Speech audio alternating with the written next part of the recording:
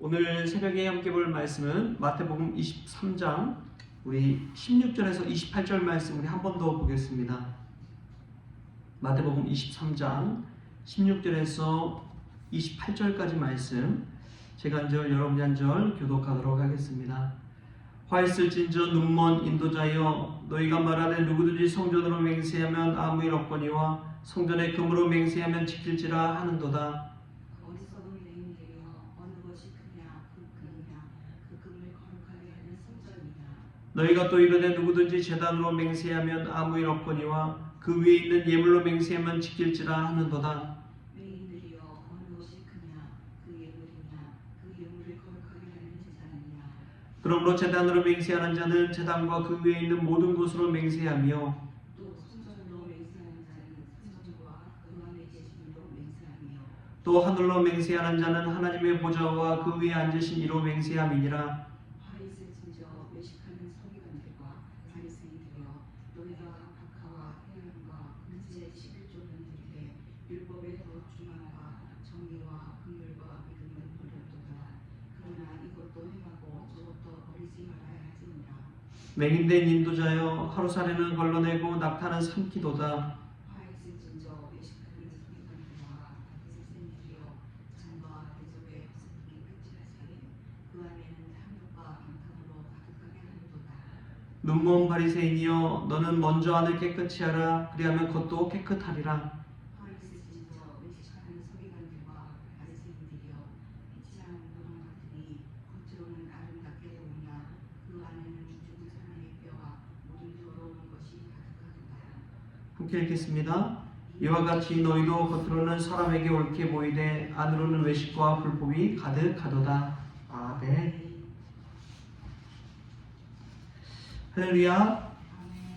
말씀 가운데 귀한 은혜가 저와 여러분의 있기를 소망합니다.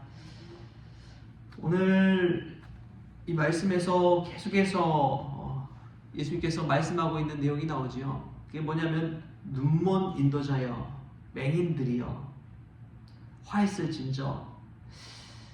이 맹인된 인도자여 계속해서 보는 것에 관해서 이야기하고 있습니다. 보여지는 것과 보이지 않는 것을 보는 안목에 관해서 이야기하는 것이죠. 안목의 중요성은 아무리 강조해도 지나침이 없습니다. 여러분, 안목에 따라서 그 사람의 수준이 드러나기 때문에 그러지요. 장사꾼들을 보면 물건 보는 눈이 얼마나 중요한지요. 이 물건의 가치를 알아볼 수 있는 그 안목이 얼마나 중요한지요. 그래서 타고난 장사꾼은 좋은 물건을 싸게 사다가 그 가치대로 비싸게 파는 것이 이 장사꾼의 안목입니다. 물건을 볼 줄 아는 눈이 필요한 것이지요. 우리가 살아가는데 이 안목의 힘이 얼마나 중요한지요. 물건을 보는 장사꾼만 그런가요? 사람을 보는 눈이 얼마나 귀한지요. 그 사람을 알아볼 줄 아는 그 안목이 얼마나 중요한지요. 그 사람의 겉만 보고 겉은 그럴싸하고 깨끗해 보이고 명품 받고 하지만 속을 들여다볼 때는 그 사람의 본질적인 이 성격과 여러 가지 것들까지 다 볼 수 있는 그런 눈이 너무나 부족하잖아요. 예전에 참 재밌게 봤던 것이 진품명품이라고 여러분 기억하시는지 모르겠어요. 집안에 있는 골동품을 가져와서 감정평가를 받는데 그 골동품을 가지고 오는 사람들의 이 안목은 너무나 보잘것 없습니다. 그 가치를 알지 못해요. 어떤 사람은 그 물건을 허황되게 보기도 하고 어떤 사람은 전혀 그냥 창고에 처박아두는 물건으로 보기도 하는데 그것을 감정하는 감정사가 볼 때는 그 사람의 안목이 있기 때문에 그 물건의 진짜 가치를 알 수가 있는 것이지요. 여러분, 사람을 보는 눈도 마찬가지입니다.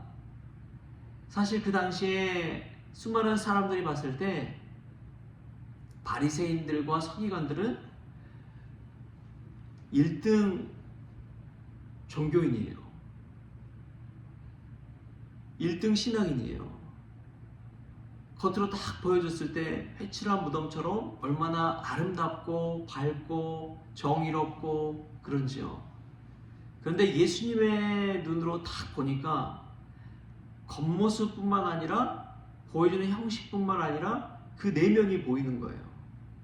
그 내면을 꿰뚫어 보는 예수님의 안목으로 볼 때 그 사람들은 맹인된 인도자였다는 것입니다. 눈먼 인도자였습니다. 예수님은 사람을 꿰뚫어 보는 거예요. 어떤 목사님이 그러시더라고요. 그 목사님이 이제 뭐 수만 명, 이름만 대면 아는 목사님인데 수만 명 목회하시는 그런 목사님이었어요. 그런데 자신에게 어려움이 찾아오니까 사람들이 막 떠나가기 시작하는데 그것을 보고 나중에 그분이 하는 말이 무엇이냐? 내 눈이 내가 사람 보는 눈이 개눈이었다고까지 얘기를 하더라고요. 저 사람이라면 내가 어려워도 같이 함께 할 것이다. 날 도와줄 것이다. 내 편에 서줄 것이다. 그렇게 생각했는데 막상 고난과 어려움을 탁탁 치고 나니까 탁 뒤돌아서 가는데 그 사람을 보고 마음에 시험이 드는 거죠. 마음에 어려움이 찾아오는 것이죠. 그래서 내가 사람 보는 눈이 개눈이었구나.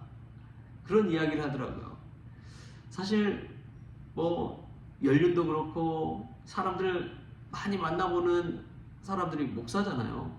얼마나 많은 사람 대해보겠습니까? 뭐 사기꾼들부터 저기 이 잘 사는 사람까지 또 못 배운 사람부터 가장 많이 배운 사람까지 다 대해본 사람 아닙니까? 그런데도 사람을 보는 눈이 없다는 거예요.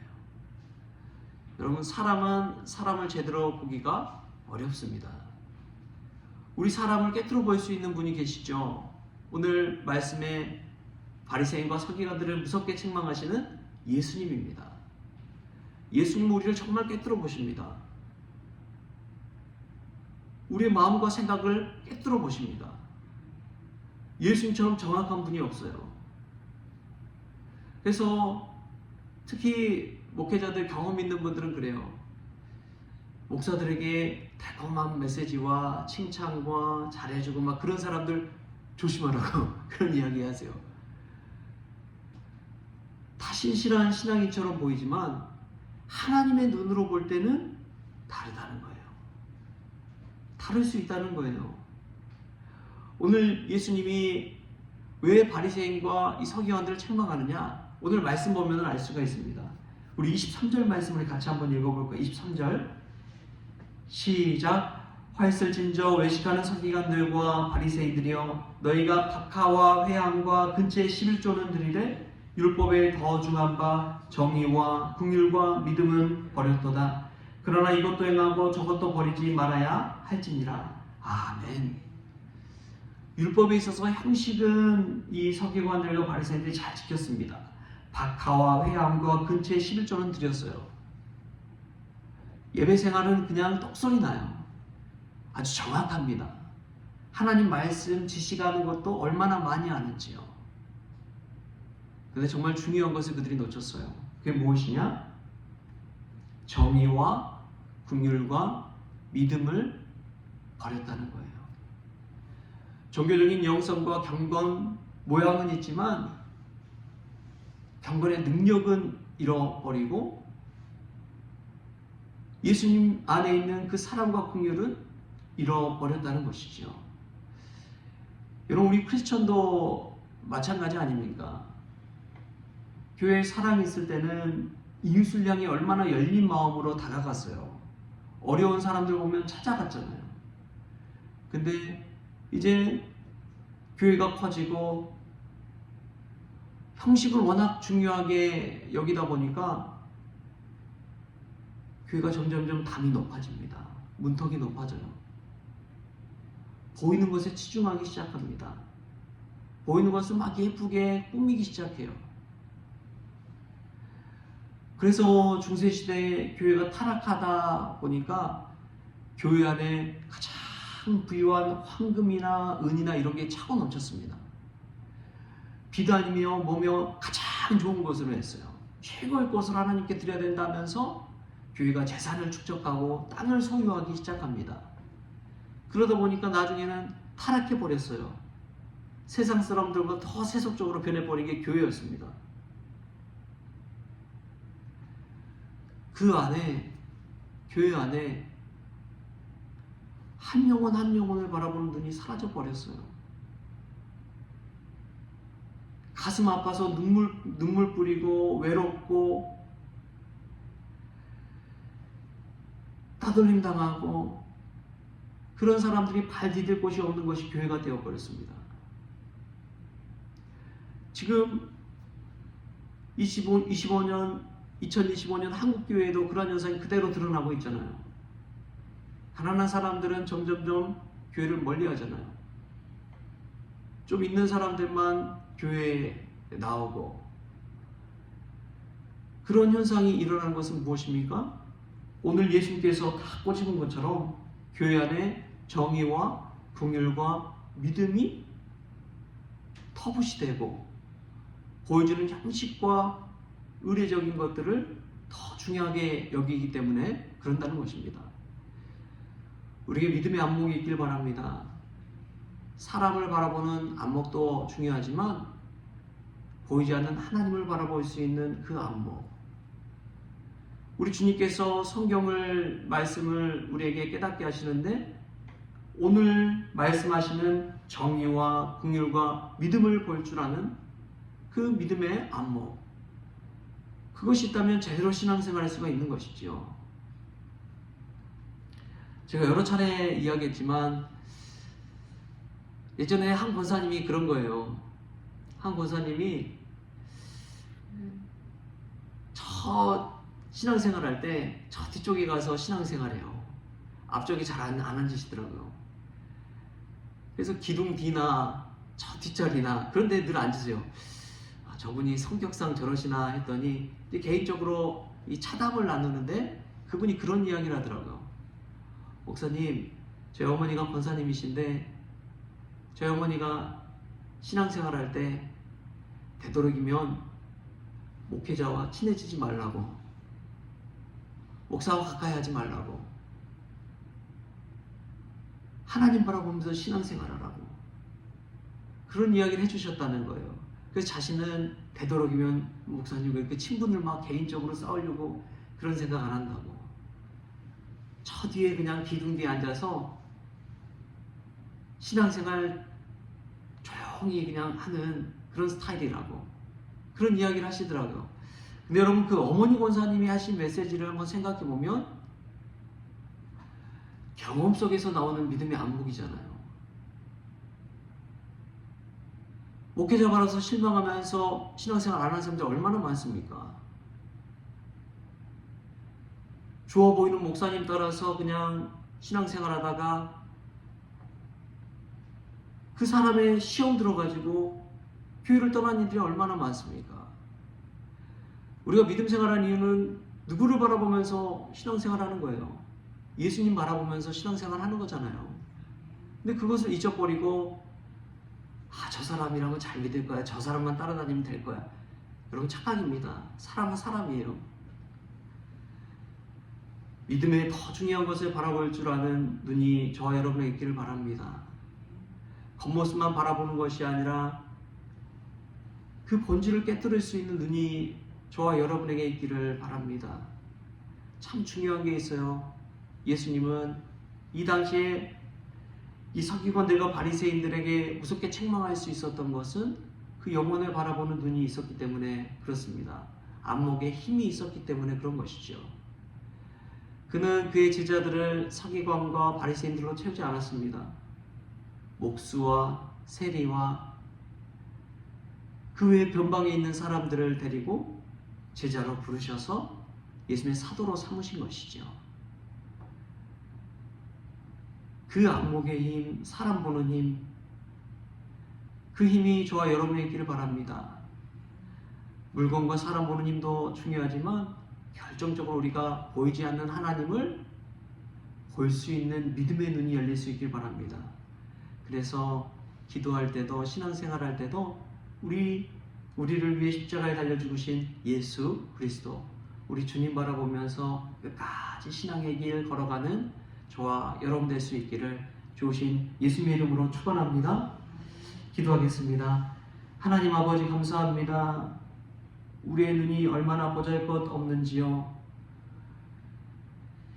명품인 줄 알고 가서 봤더니 짝퉁이었던 것을 발견할 때가 있습니다. 진품인지 명품인지 감정할 수 있는 눈도 저희들에게는 없습니다. 좋은 사람인 줄 알고 갔더니 얼마나 실망할 때가 많은지요. 주님, 우리 두 눈을 감고 우리 예수님을 바라보는 믿음의 삶을 살기를 원합니다. 기도할 때마다 사람 보며 실망한 것이 아니라 예수님 바라보면서 믿음이 자라나는 저희들 되어지게 하여 주옵소서.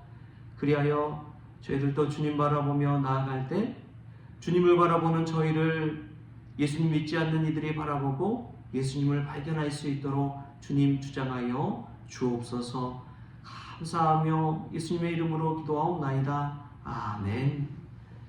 우리 주님이 가르치신 기도로 오늘 새벽 기도를 마치겠습니다. 하늘에 계신 우리 아버지여, 이름이 거룩히 여김을 받으시오며 나라가 임하시오며 뜻이 하늘에서 이루어진 것 같이 땅에서도 이루어지이다. 오늘 우리에게 일용할 양식을 주시옵고 우리가 우리의 죄진 자를 사하여 준 것 같이 우리 죄를 사하여 주시옵고 우리를 시험에 들게 하지 마시옵고 다만 악에서 구하옵소서. 나라와 권세와 영광이 아버지께 영원히 있사옵나이다. 아멘.